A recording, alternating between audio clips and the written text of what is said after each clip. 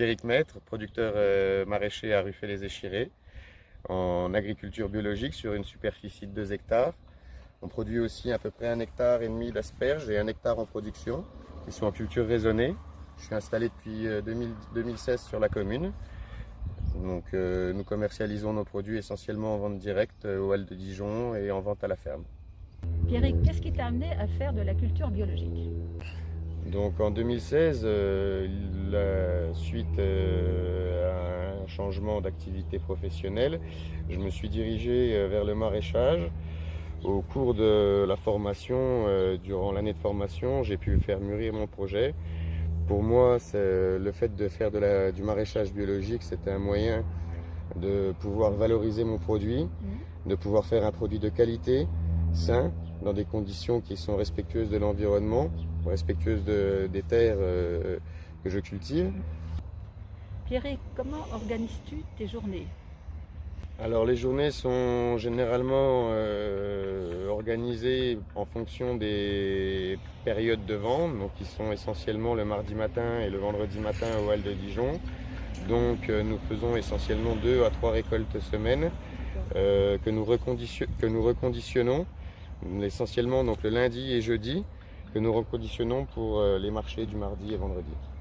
Pierrick, tout à l'heure tu nous as parlé d'une nurserie, donc tu nous l'as fait visiter, mais est-ce que c'est nécessaire, utile et pourquoi? Nurserie ou dit pépinière, celle-ci me permet en fait de garder mon autonomie, de pouvoir choisir l'origine de mes semences. Ça me permet une grosse flexibilité. Le fait d'avoir un calendrier de commande de plants qu'on prévoit 3 à 4 mois à l'avance nous permet peu de flexibilité. En termes de temps, certes, c'est très chronophage, mais par contre, je gère les implantations, je gère aussi les semences et ça me permet de pouvoir contrôler aussi ma culture de la semence jusqu'à la récolte. Pierrick, tu nous as montré tout à l'heure des fraises qui sont presque mûres, tu nous en as fait goûter, elles sont délicieuses. Comment se fait la récolte des fraises? Parce que là, vraiment, tu en as pour des journées là, à récolter. Donc non, la récolte se fait manuellement. De toute façon, toutes les récoltes se font manuellement sur l'exploitation. Pour la fraise, donc on est sur à peu près 3 cueillettes par semaine.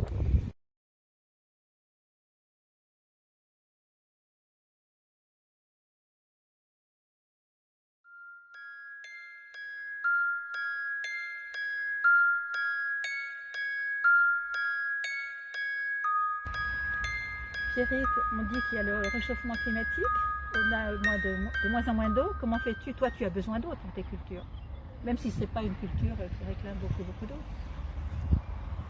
Donc oui, effectivement, pour la culture légumière, l'eau est vraiment indispensable, des récoltes assurées. Après, la gestion de l'eau est vraiment importante pour les ressources, étant donné que nous sommes sur des niveaux d'assèchement très bas dans les années précédentes. Nous avons fait le choix d'investir essentiellement dans un système de goutte à goutte. Donc ce qu'on appelle de la micro-aspersion ou voilà, de l'irrigation qui reste au sol, qui ne s'évapore pas. Pierrick, quelle aide a pu ou aurait pu t'apporter le conseil départemental? Par manque d'information, je n'ai pas pu bénéficier d'aide du conseil départemental. J'ai bénéficié des aides du conseil régional. Celle-ci aurait pu être communiquée différemment ou directement chez les personnes concernées. Nous aurions pu être plus aiguillés dans les diverses aides des divers organismes tels que le conseil départemental, le conseil régional ou l'État. Pierrick, sais-tu que le conseil départemental pourrait t'aider, pas dans la recherche d'un apprenti, dans une aide pour que tu puisses rémunérer un apprenti? Alors oui, effectivement, je suis plus ou moins au courant du projet d'un apprenti sur l'exploitation. Après, effectivement, nous ne savons pas où aller chercher les informations. Je me suis déjà tourné vers le centre de formation qui n'a pas pu m'informer réellement du montant des aides, pour un salarié en apprentissage.